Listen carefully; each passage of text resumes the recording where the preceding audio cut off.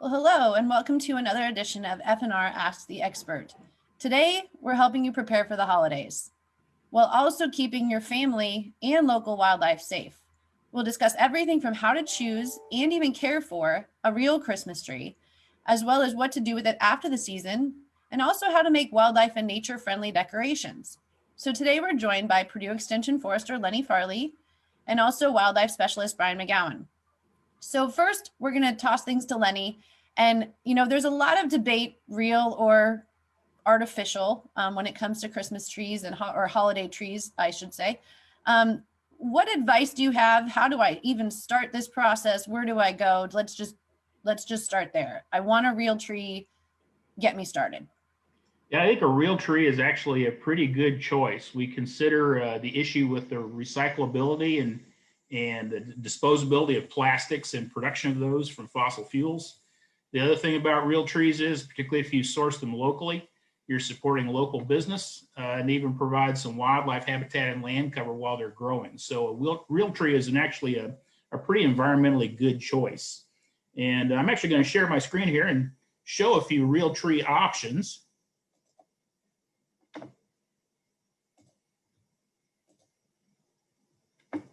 So we've got three different broad varieties here that I'm going to demonstrate, and one is not actually commercially available much, but it was the historic real tree of Indiana, and that is the red cedar.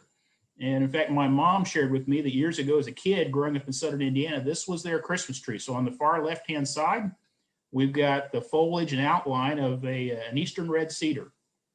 And so if you want to go real traditional, and you've got some friends perhaps you own some land, you've got some cedar trees on them, that's an option. I will warn you, you probably want to wear gloves to decorate that tree because it's got very sharp foliage, but it also has a beautiful odor with that wonderful aromatic cedar odor associated. What we find more commonly now available at Christmas tree U-cut operations or from stores or other outlets are some of the pines, spruces, and firs. And so in the center, we have white pine, and that's actually a native pine here in Indiana, and it is sheared to produce a really beautiful conical tree with very dense kind of blue-green foliage, very soft foliage, and also pretty limber limbs. And so it's not a great choice for really heavy ornaments, but still a pretty good choice if you've got light ornaments and want a nice, relatively inexpensive tree. And on the right-hand side, we have an example of fir, and this is Fraser fir. There are several different varieties, and fir is kind of the pinnacle of the Christmas tree market. These are oftentimes some of the most desirable, but also the most expensive trees that you can get. But they have really great needle retention and a fantastic kind of conventional old school look for Christmas trees. And many Christmas tree growers as well as sales outlets will offer these for sale. So lots of different options of the type of Christmas trees you get. Then the other thing to think about is, well, where am I going to get those? And so you could go to a big box store or a local Christmas tree lot and buy a cut tree. Or if you want to create some family memories and have some experiences, you can find these U-cut operations where you actually go to the Christmas tree farm and you can go out, and oftentimes they'll provide you with a saw and even a wagon or sled, or take you out in a cart, and you cut your tree and they bring it back in. You pay your funds and they'll oftentimes shake the needles out, bale it up, put it on your car, and you head back home and get to decorate your fresh cut tree. So all those options are available. And in fact, we've got some resources where you can find the U-cut operations through a couple of websites, one through the Indiana State Department of Agriculture, and the other is there's an Indiana Christmas Tree Growers Association here in the state. So lots of different options and possibilities for selecting trees. Wendy, would you like me to talk about tree care once they get them home? Absolutely. We might as well. We've got them a tree now, so now they need to know what to do with it. So Lenny, go ahead and lead us on. All right. Well, one of the things to think about is that rather than an artificial tree, these fresh cut trees actually need some attention. And so one of the things they need is, once you've brought that tree home, you should cut off about a ½ inch off of the bottom of the cut end, the base of the tree. What that does, it provides a fresh surface for water to be taken up in the tree. And you need to get a tree stand that is able to hold at least 2 to 4 quarts of water, because a 6 or 7 foot tall fresh cut tree can utilize up to about 2 quarts of water per day for at least the first week or two that it's in the home. So making sure you've got a tree stand that will accommodate plenty of water, and keeping that tree stand full of water such that the tree can constantly drink will keep that tree fresh and in good, safe condition through the holiday season. Typically, if we put up a tree around Thanksgiving and you keep it watered well through that whole period, you can oftentimes hold it till a little bit after Christmas and it'll still be safe. Don't let it run out of water, because once that end dries out, you'll have to recut another ½ inch off to have a fresh surface for it to take up water. Also think about drafts and sources of heat. So you don't want your tree close to a stove, close to heat registers. It's best for it to be in a place where it's not going to be windy and it's going to be relatively cool. So that's going to help you in terms of keeping your tree fresh and safe through the holiday season. There is another option, and that's called a live tree. And this is where we actually have a tree with the root system and everything brought inside. And the tree serves as our holiday tree. The only problem is that we can't keep those trees inside for very long. Maximum about 10 days. So you can't even get the 12 days of Christmas out of a live Christmas tree. It has to be less than that. And we have to take special precautions with that tree to keep it in good condition. So it's going to be heavy. It's got a full root system with the soil or rooting material around it. It'll be what we call ball and burlap, or a container. Has to be kept watered while you have it in the house. Once again, keep it away from heat and wind sources to make sure it stays fresh. And then you want to transition it outside gradually. We can't take it from a 70-degree house into 30 or 40-degree temperatures and expect it to do well. So you would move it from the house to perhaps a back porch or garage for a few days, and then outside to what would be best to have a pre-dug hole to plant it in, because the ground may be frozen when you get ready to plant it. So more complicated to have a live tree, but it's an opportunity to replant a tree after you've had your Christmas or holiday celebration.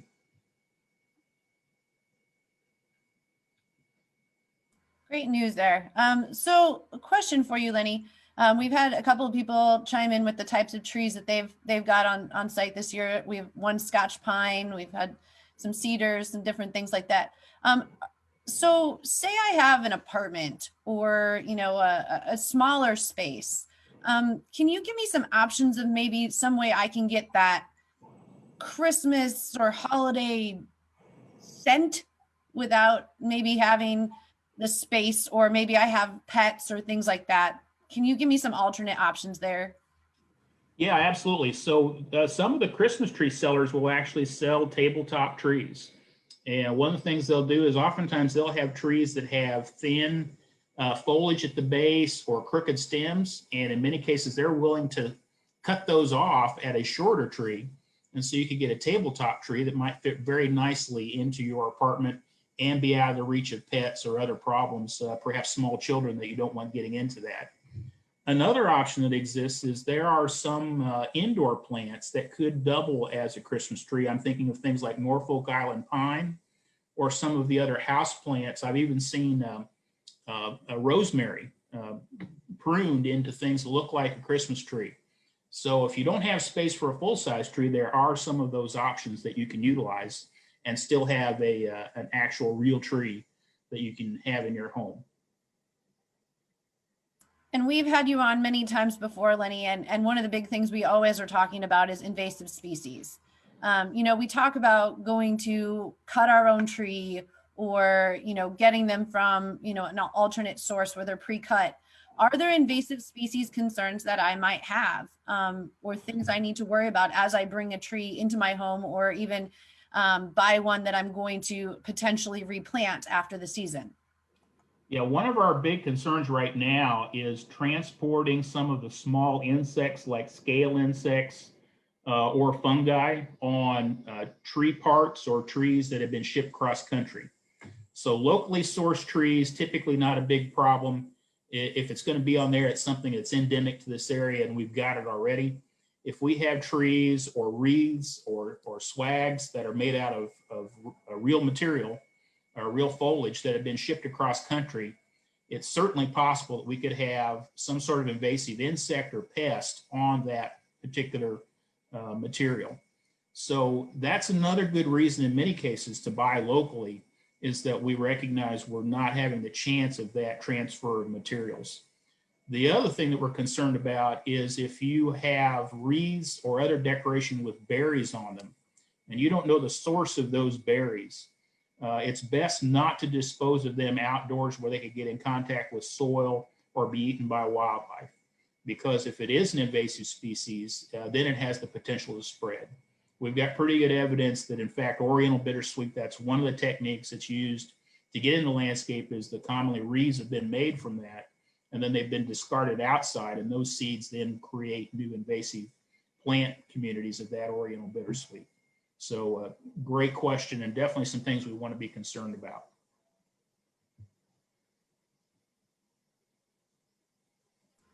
So Brian's having a few technical difficulties. So Lenny, you and I will just carry on. And there's a few other things you wanted to talk to us about in regards to maybe other decorations. And we talked about, you know, the shorter trees or some alternate plants, but what are some other decorations that I can utilize, maybe using my local environment or the woodlands I have near me, etc.? Yeah, another great point, Wendy. And I'm going to share my screen again here, and we'll show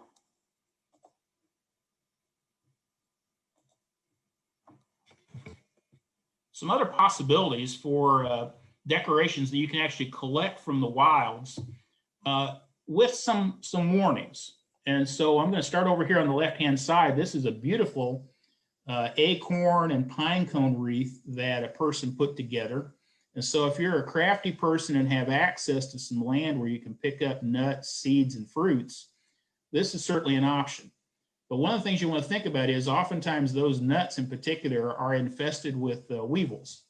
And so when I bring acorns inside for a variety of different purposes, whether it be for education programs or for crafting, I'll usually put them in a plastic or paper bag and set them in a warm room for 2 or 3 days.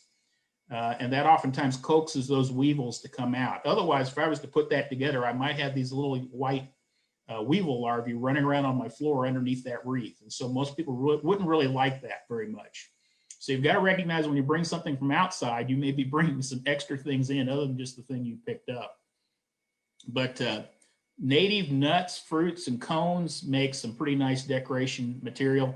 One year for a Christmas tree, we actually walked along the roadsides and picked seed pods and berries, and also on the lower left-hand side here, the fruit cluster of sumac, and decorated our tree with that. And it was really a gorgeous tree.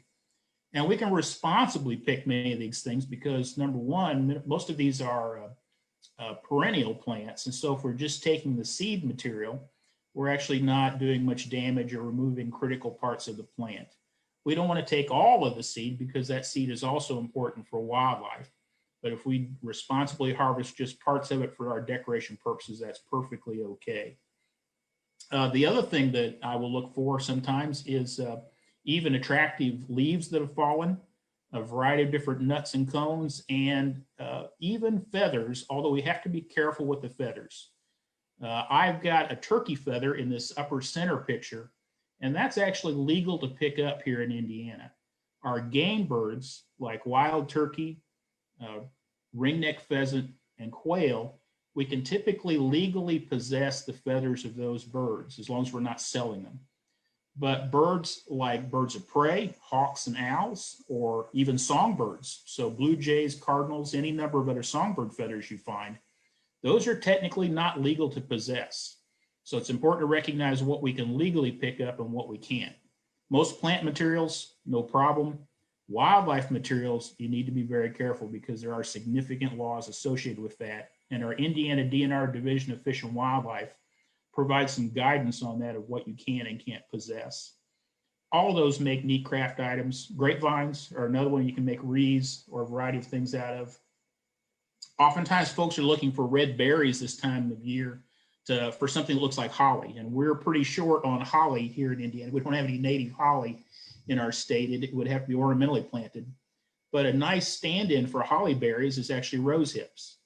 Now we've got some native roses, and I've got a picture of one here, and they typically have pretty large and attractive red hips or seed clusters that could be used as a stand-in for holly. But we've also got an invasive, and that's multiflora rose. And it has hips that are only about half to a third the size of our native roses, but they come in clusters.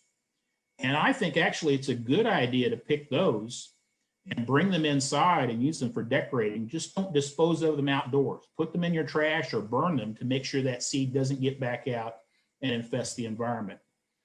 We have native American bittersweet. That's the upper right-hand corner. But we could also get into Oriental bittersweet. And so we've got some resources through Purdue Extension that help you understand how to tell the differences between those. And if you've got the non-native Oriental bittersweet, that's another one not to dispose of outside. And so we don't want to send those invasives back out. Another one that folks enjoy collecting is a seed pod. We could collect milkweed pods, a variety of others, but we sometimes find teasel. And it's a very prickly plant with this very distinctive seed head. That's another one that we wouldn't want to put back out on the landscape because we might be spreading seed of this invasive plant. So responsible collecting, don't overpick or overcollect something, recognizing that not all feathers are legal, and also recognizing we don't want to put invasive plants back out on the landscape will help us make sure we're decorating effectively, but also collecting legally and in an environmentally responsible way. A lot of great tips there, Lenny. Appreciate the insight onto what to and not to take back outdoors. I think sometimes we think if it came from outside, it can go back outside. And it's good to know that's not necessarily always the case. Just a reminder for those of you watching live, if you have a question, put it in the comment section on Facebook, and we'll have Lenny and Brian, when he gets back to us, answer some of those. We do have a question here from Amber, and Brian, welcome back. Thank you. Just in time. This is right for you. What can I do with my live tree when I'm done with it? Amber says she likes to feed hers to her sheep. And sometimes parks accept them for fish habitat or brush piles.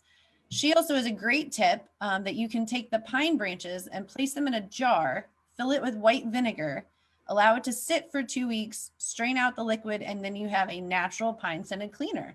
So that sounds fantastic for those of us who like that holiday scent all year round. But with that said, Brian, fill us in. What can I do legally with my tree that might be giving back to the local wildlife habitat?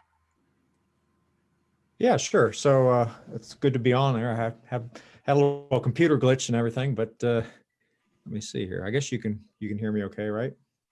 Okay. So so there's a couple things. So probably the most common thing that people do with Christmas trees is they'll sink them underwater for fish habitat.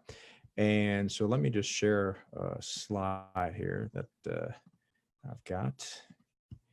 And well, it's not going to let me share. That's okay. So it works really well with fish habitat. So typically it works best in situations where maybe you don't have a lot of structure in the water body itself, and there's not a lot of heterogeneity in terms of the bottom. It's pretty plain. And so because of that, you get a lot of fish that are just kind of spread out there. And so to congregate them in an area, and basically you're targeting small fish, the feeder fish and the things that they eat to attract the larger fish to an area where you can feed them. And so for it's really mostly done to have the angler meet the fish in a sense. You can think of it that way. You can do it obviously in any private body of water.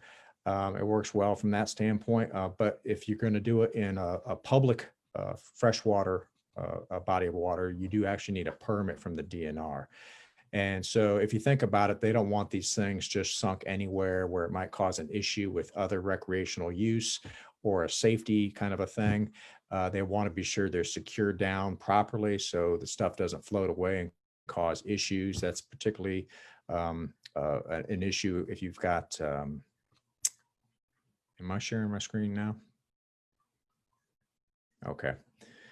So here you can see, people doing that. So you have to have a permit. The other thing you want to think about when you're submerging Christmas trees is that it's best that they're upright. So to weight them down with some kind of a concrete block or a 5-gallon bucket with concrete in it is good.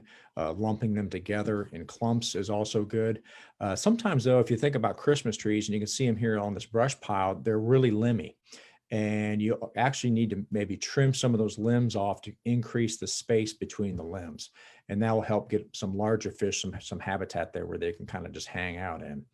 But really, if you think about it, that's a good way to recycle a Christmas tree. But if you really want to do fish habitat like that, using hardwood is actually better because it lasts longer than the softwoods like pine and spruce.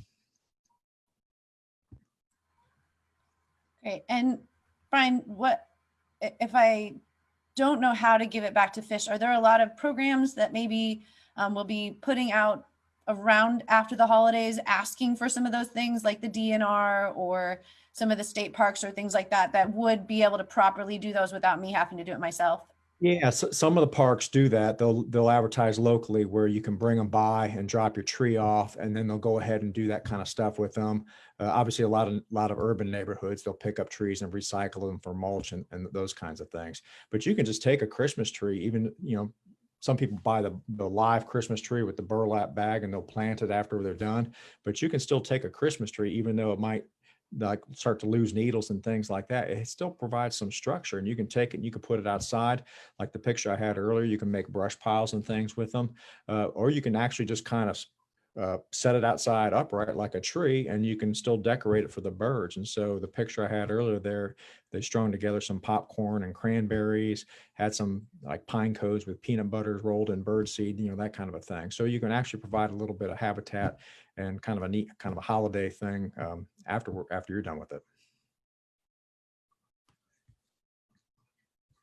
And you can see what Brian was talking about there in that picture on the lower left there of the peanut butter and the seeds and things like that. Brian, Lenny talked a little bit about some of the things that we shouldn't be putting back outside that we might have gathered from outside, but I know there's a lot of kind of crafts or wreaths or things like that, like you mentioned with this peanut butter ornament, that we can put outside that are helpful to the local wildlife. So here's another that you had shared with us. Do you want to talk to us a little bit about that? Yeah, so there's a lot of recipes out there for these holiday wreaths, and so they're really based on two kind of materials. One would be a suet, and so you'd melt some suet and put it in a bundt pan, and then you can add bird seed and things like that to it. Another thing people do is use a combination of corn syrup, flour, and gelatin, and so you mix that up with the bird seed, and you put that in a sprayed bundt pan.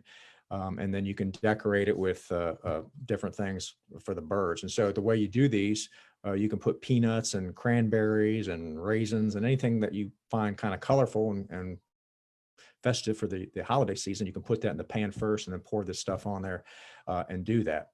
Where you have problems with these, though, is that not only birds really like them, but also squirrels. And so if you have tree squirrels around, it could be really problematic, especially if you don't have any reinforcement in there. And so if it's just a solid kind of a suet or solid flour, gelatin, corn syrup mixture, the squirrels can really break that apart quickly and your wreath won't be hanging very long. And so some people will add some type of a reinforcement in there, maybe some wire and things like that to kind of give it a little bulk, where if it breaks, it's still going to hang. It's the ribbon still got something to hang on there. Sometimes what people suggest, if you do have the tree squirrels around, is to offer them another food source concurrently. That's a good way. It's no guarantee they're not going to touch the wreath, but that's one thing you can do. The other thing is, if you're fortunate to have a pretty tall tree and you're able to hang it off of that, off of a branch pretty tall where they can't jump up onto the wreath. It's too far them to jump either off the limb or off the trunk. They can jump up to 10 feet or so from a trunk onto something like that. And so there might be a situation there where you can hang it where the squirrels can't get it. But usually tree squirrels can find a way in most cases. They're pretty inventive little critters. I know mine in my backyard are pretty acrobatic.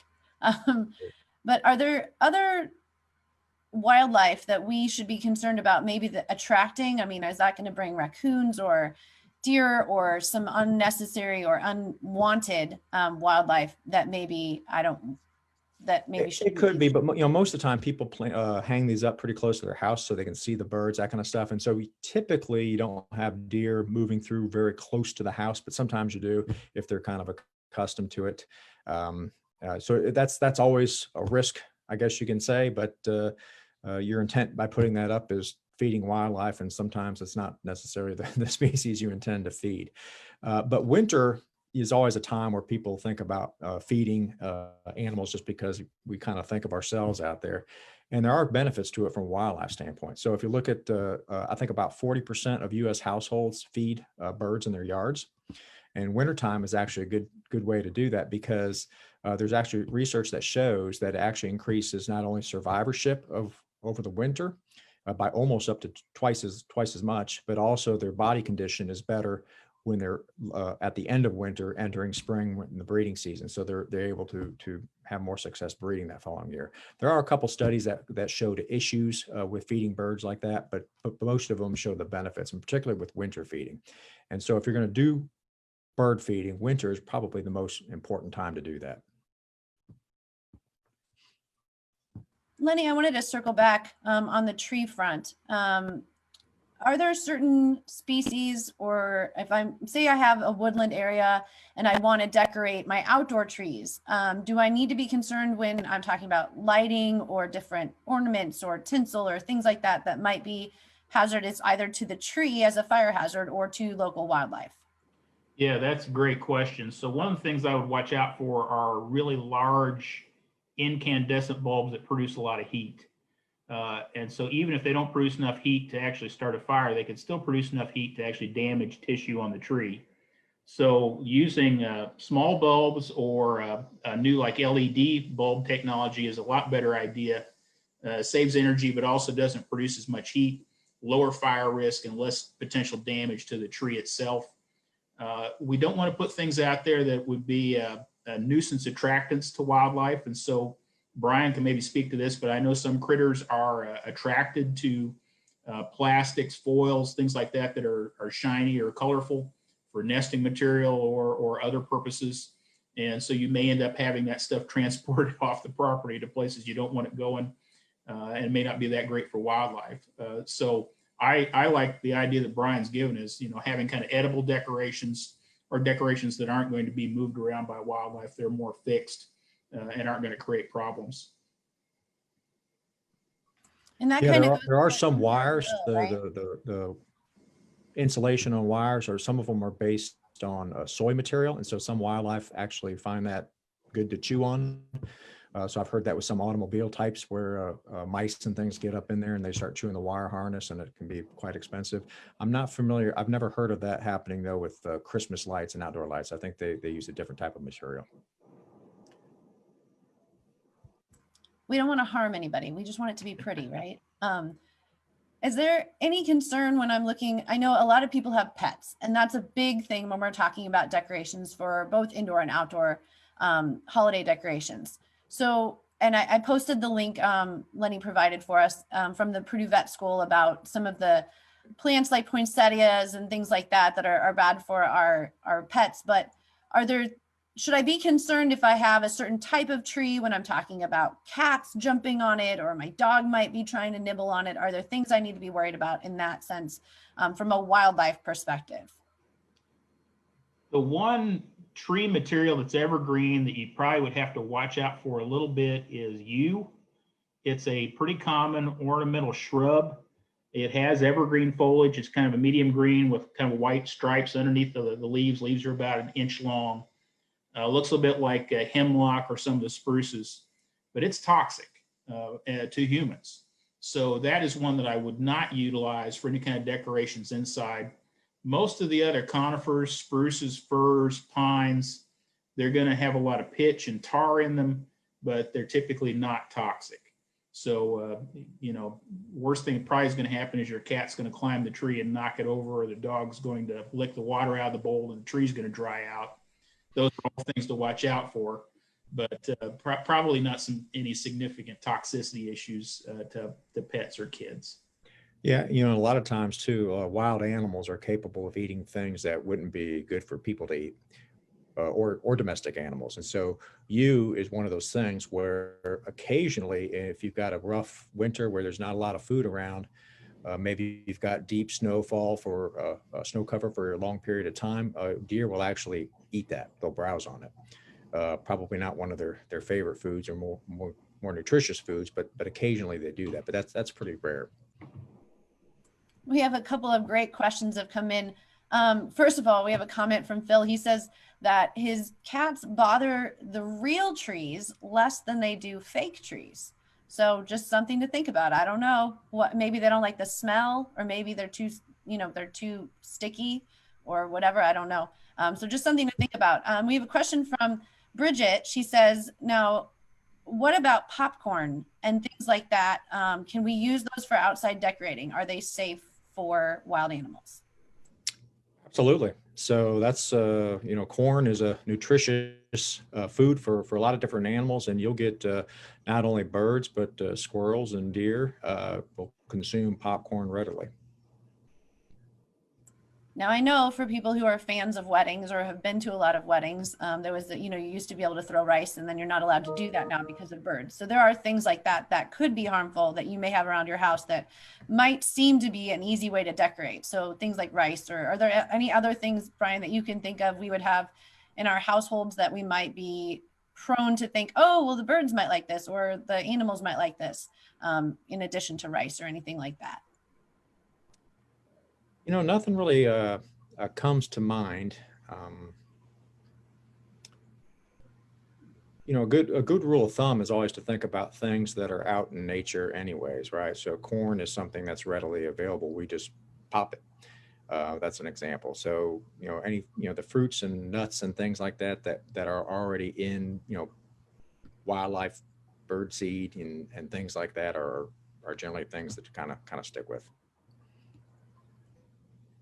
Great. And another question Amber had, and we've talked about this several times before on Ask the Expert, is what do you do if you have outdoor cats, either yours or your neighbors?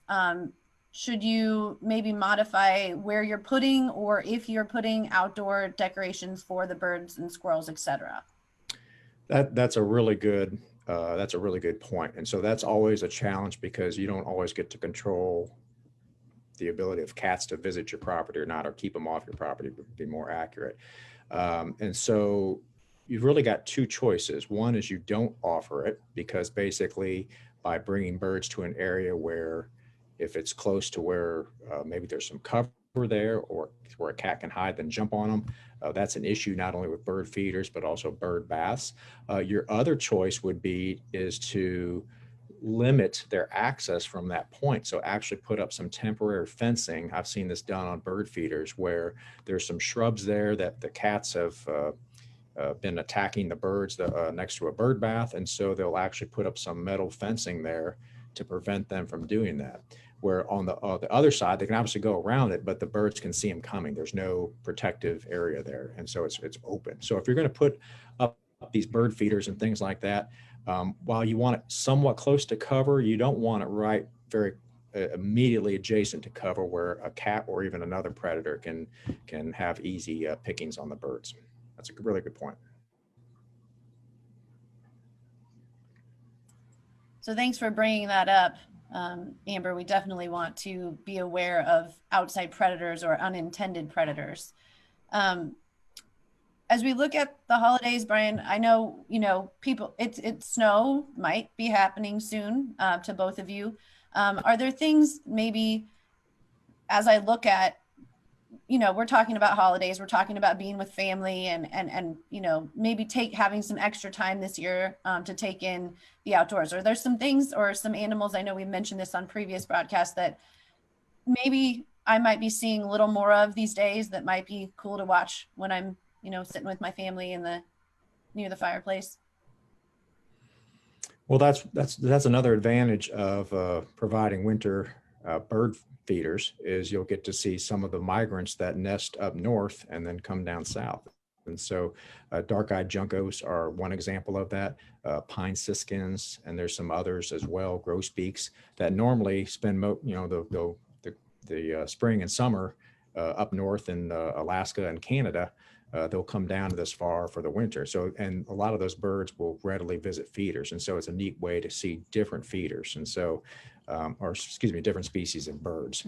Another thing that you might see more of is, or see signs of, are owls. If you're going out at night, a lot of times you'll start to hear owls call. And even in urban areas, you can have great horned owls.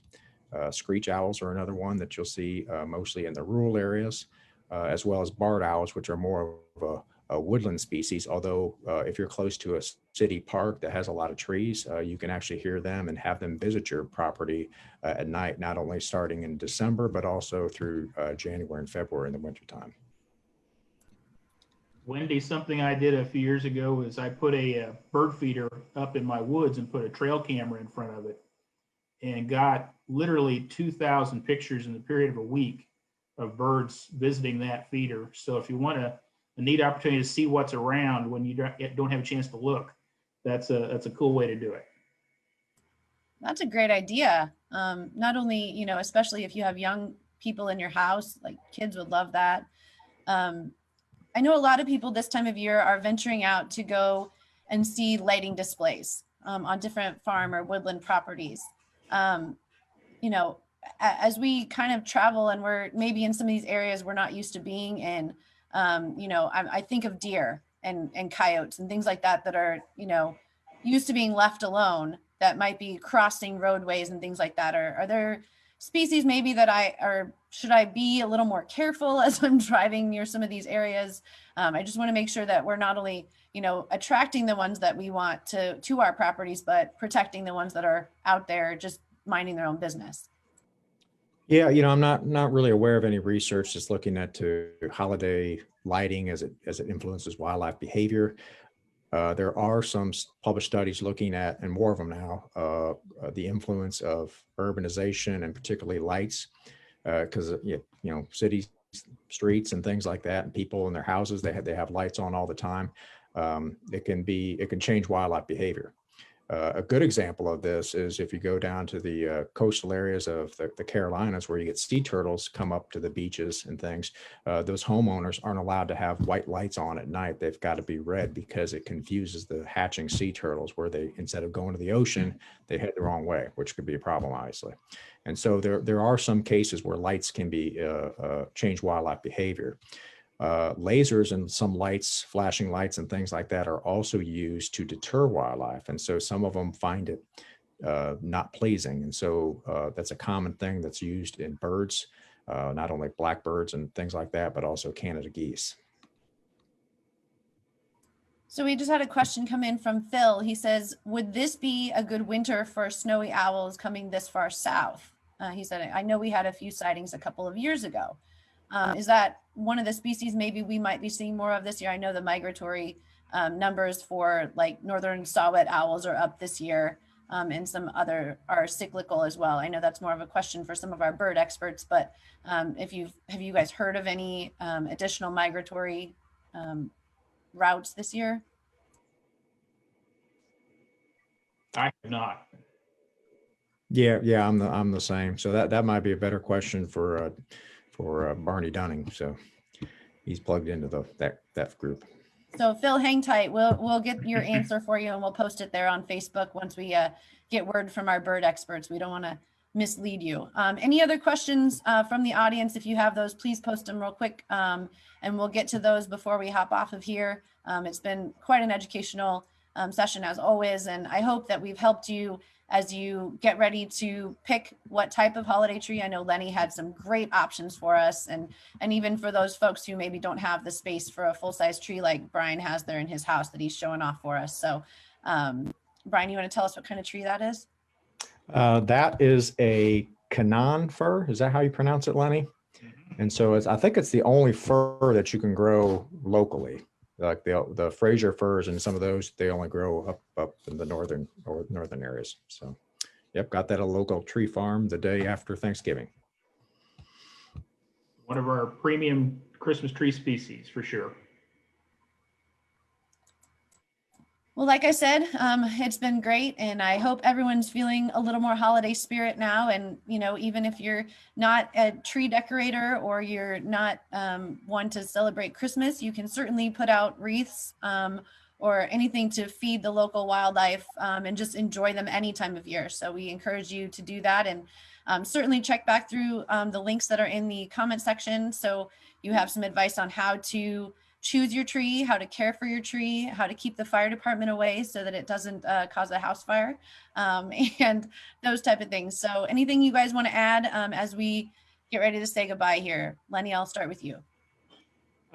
Just enjoy nature this winter. It's a great time to get out, particularly when the snow's on. You can see a lot, enjoy a lot. So take some time, get out, enjoy the nature of the winter.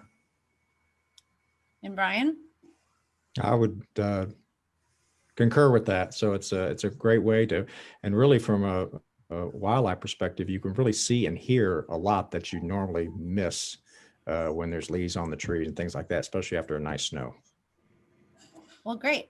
Thank you both. And we will be back at this again next week. We're changing gears a little bit. We go from, wildlife and trees and picking out holiday ornaments and things like that to prescribed fire. So we're going to talk about how you can help maintain your land and how to prepare it so it's in a good space for maybe growing some of these things for future. So we'll be with Jared Brook and Dr. Mike Saunders next week at noon, same time, same channel. We'll see you then, and we'll be talking about prescribed fire. So bring your questions, mark your calendars for that, and we will see you next week. So happy holidays if we don't see you in the meantime.